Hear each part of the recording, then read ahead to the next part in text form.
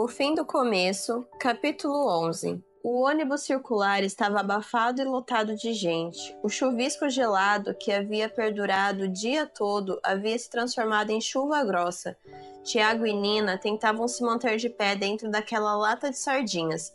Enfiando a cabeça entre dois marmanjos, Tiago disse: Nina, pode ir pra frente, porque a gente já vai descer no próximo ponto. Ela foi tentando se locomover entre as pessoas, enquanto Tiago apertava o botão que avisava o motorista de que devia parar o ônibus. Quando o motorista freou o ônibus bruscamente, os dois saíram e começaram a correr para fugir da chuva. Tiago tirou a jaqueta e a colocou sobre a cabeça da namorada. Eles precisavam percorrer 2 quarteirões para chegar ao prédio de tia Esther. Quando cruzaram a rua congestionada de carros que estava localizada à frente do prédio de azulejos azuis, os dois já estavam totalmente ensopados. De longe, o porteiro viu que Tiago se aproximava e destravou o portão para que entrassem. Já no hall do prédio, Nina balançou os cabelos ensopados e cruzou os braços. Uau, que chuva fria! Tiago apertou o botão para chamar o elevador. Momentos depois, apontou para o caixote quadrado e disse: O elevador chegou, vamos lá? Já no apartamento de tia Esther, Tiago pediu para Nina esperá-lo na sala enquanto sumia corredor adentro. Logo depois, ele entregou uma toalha branca felpuda, que ela colocou em volta dos ombros. Passando as mãos na textura macia da toalha, ela perguntou como quem não quer nada: Sua tia vai chegar agora? Enquanto secava o cabelo molhado com outra toalha, ele respondeu emitindo um som abafado. Deve estar chegando daqui a pouco. Ele tirou a toalha da frente do rosto. Por quê? Quer falar com ela? Nina parecia estar um pouco desconfortável, mas respondeu pensativa. Não, na verdade, queria falar com você mesmo. Quanta cerimônia! Disse abraçando a toalha e jogando-se no sofá ao lado dela. Nina sorriu e finalmente disse, um pouco hesitante. Ti, o assunto é meio chato, mas preciso saber. Chega de suspense, Nina, fale logo. O que está incomodando você? Bem, já estamos juntos há um bom tempo e até agora você não tentou. Ela suspirou para tomar coragem de terminar a frase. Ah, deixa pra lá. Tiago notou que a namorada tinha corado um pouco e percebeu o que ela estava sugerindo. Então decidiu ajudá-la.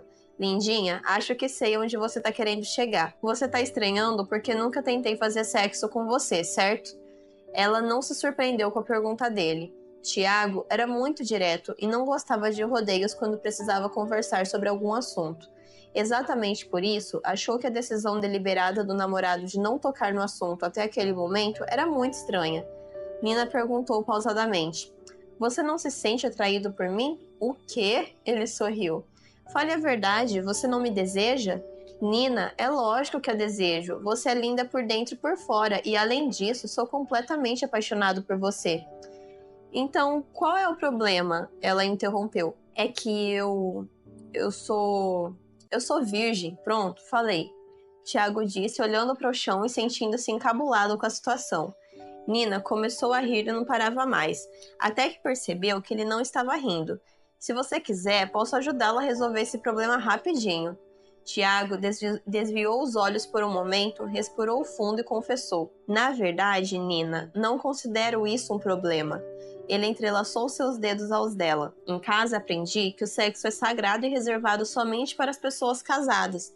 Eu já tive algumas namoradas e, obviamente, oportunidade de dormir com elas. Vontade também não faltou. Na minha adolescência, fiquei muito tempo sem frequentar a igreja. Porém, mesmo estando longe de Deus, conservei em mente o que havia aprendido em casa. Nina tinha os olhos arregalados. Não acreditava que um rapaz bonito, charmoso e cheio de energia podia estar falando aquelas coisas. Nina, acho que, de uma forma ou outra, sempre quis fazer as coisas do jeito certo. Estou convicto de que devo esperar, especialmente agora que voltei para a igreja e para Deus. Sei que essa é a vontade de Deus para minha vida. O que estamos construindo juntos é muito especial. Agora, mais do que nunca, quero esperar o momento certo. O casamento? Ela perguntou. É, Nina, o casamento.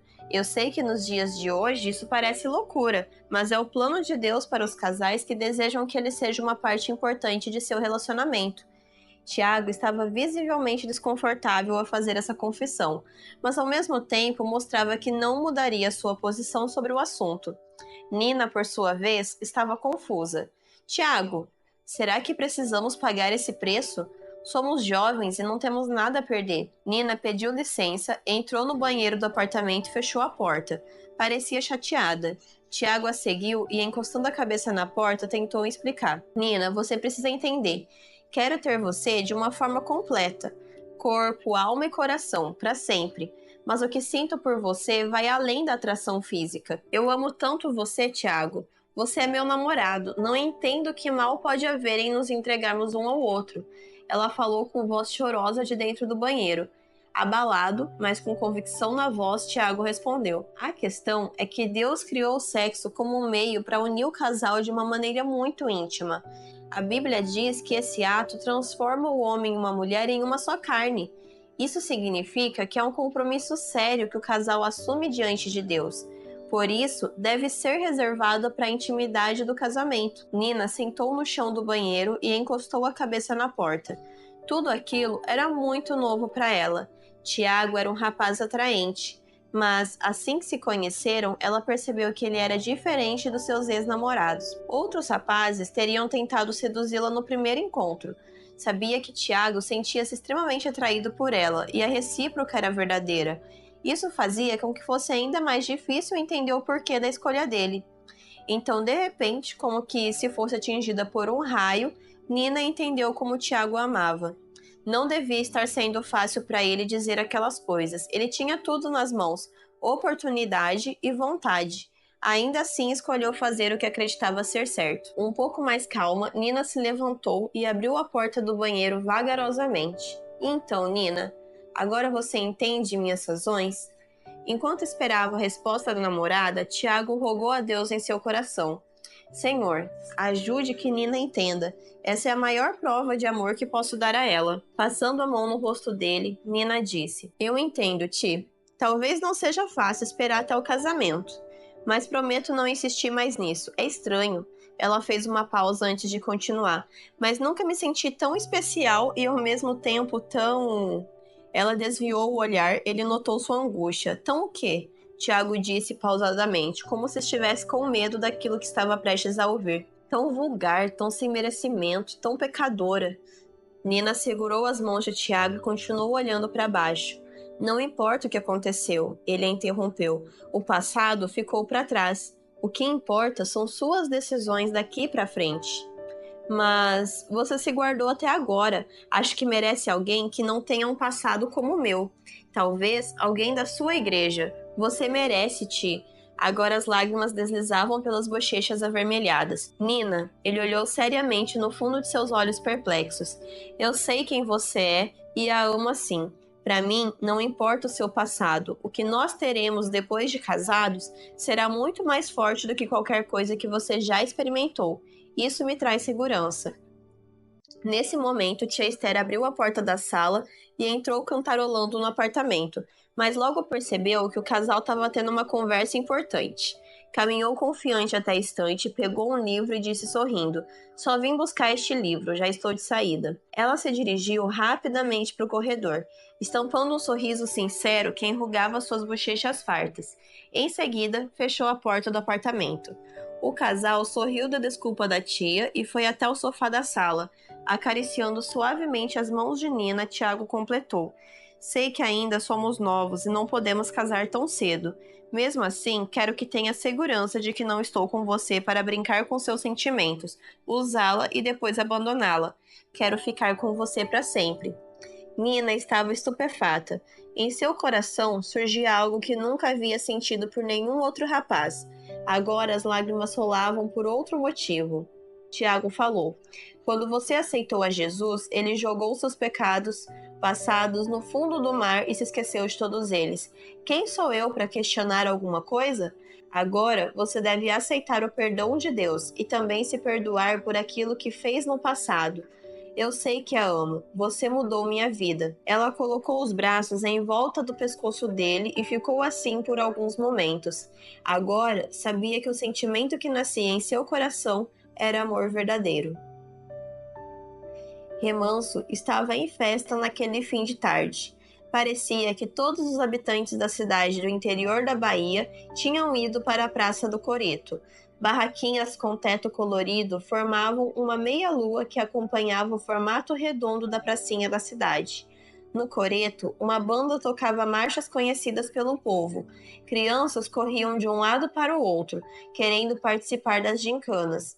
Nas barraquinhas, as senhoras vendiam bolo de mandioca, bombom de castanha, pastel de queijo, goiabada, biscoitinhos de amendoim, cuscuz e cocada, entre outras iguarias.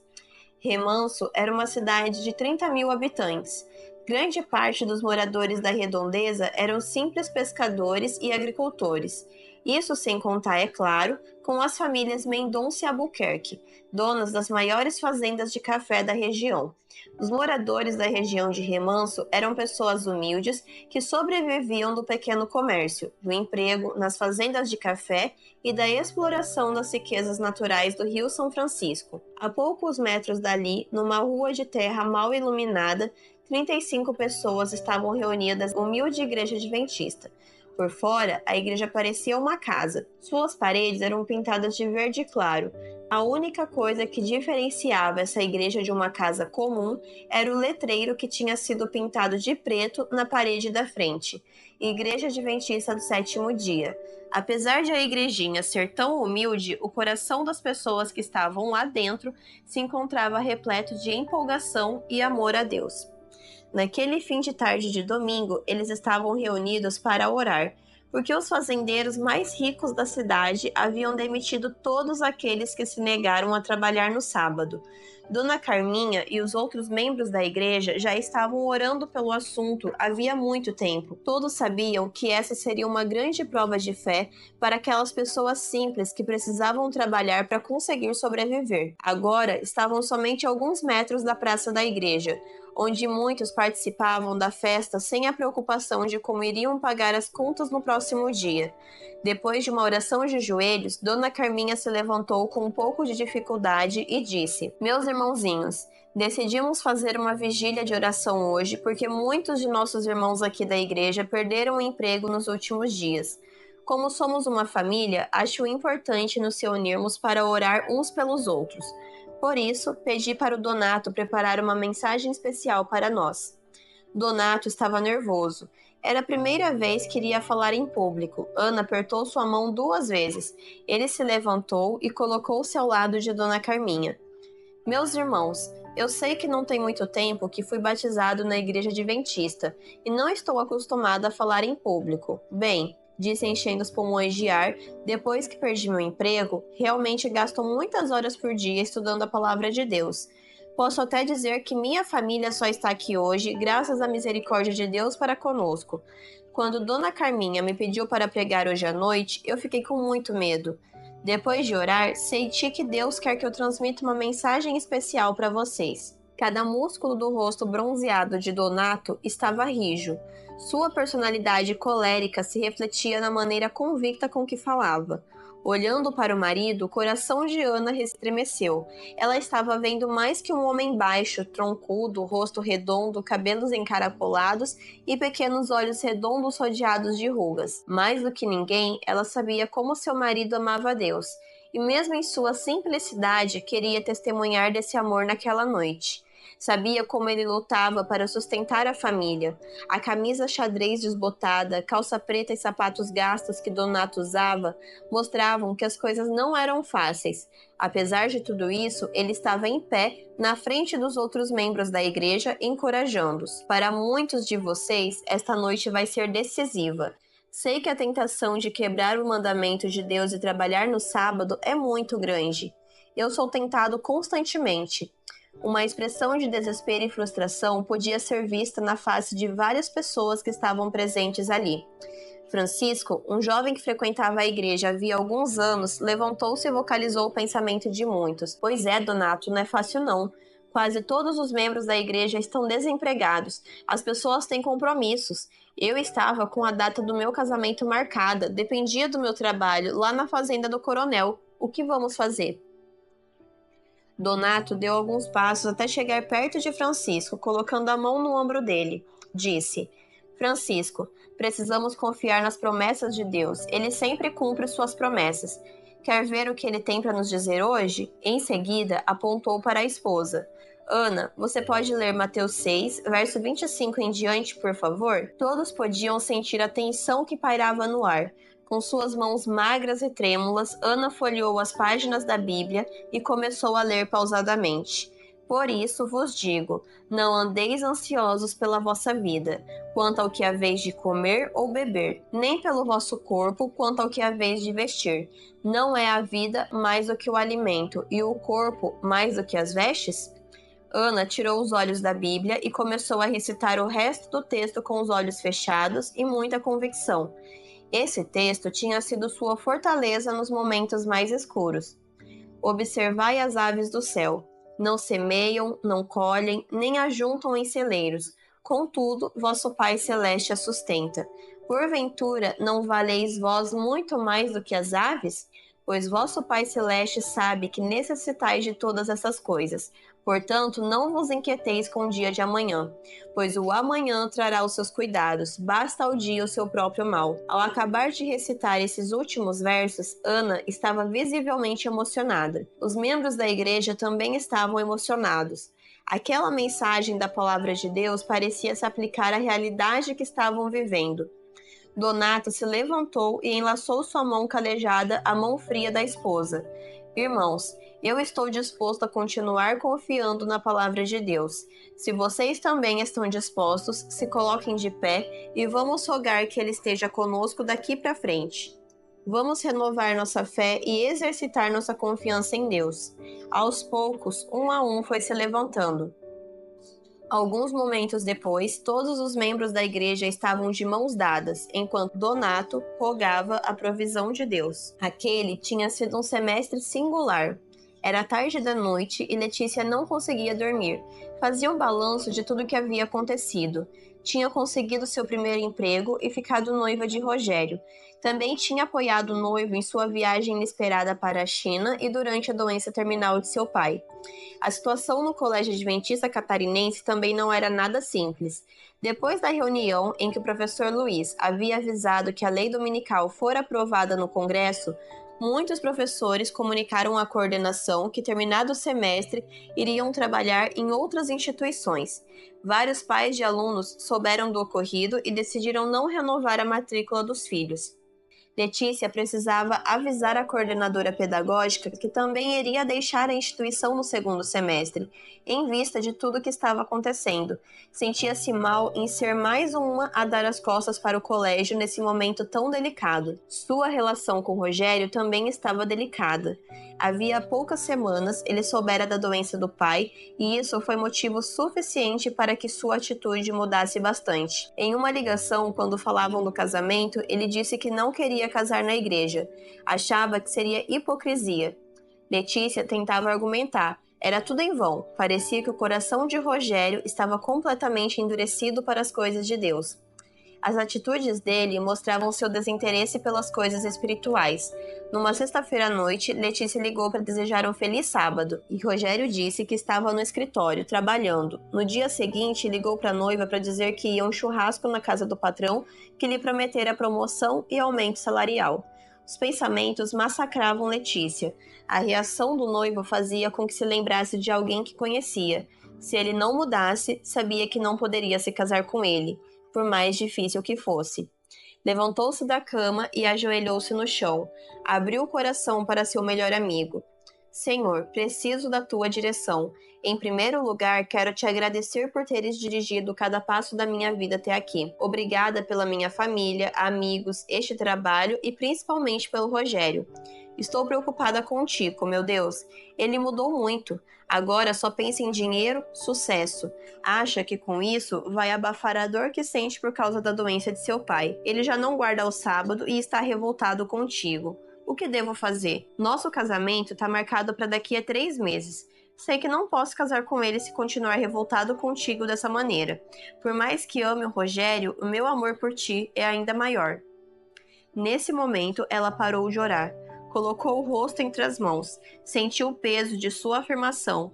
Nunca imaginou que precisasse escolher entre Deus e seu casamento. Em sua mente começaram a brotar pensamentos diferentes.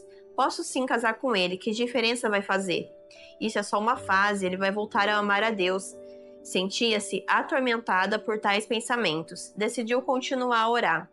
Senhor, não posso deixar o Rogério.